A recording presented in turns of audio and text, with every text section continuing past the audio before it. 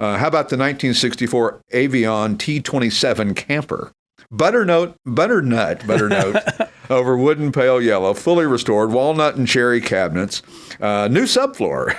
That's something you don't often hear with any of the vehicles that we have here.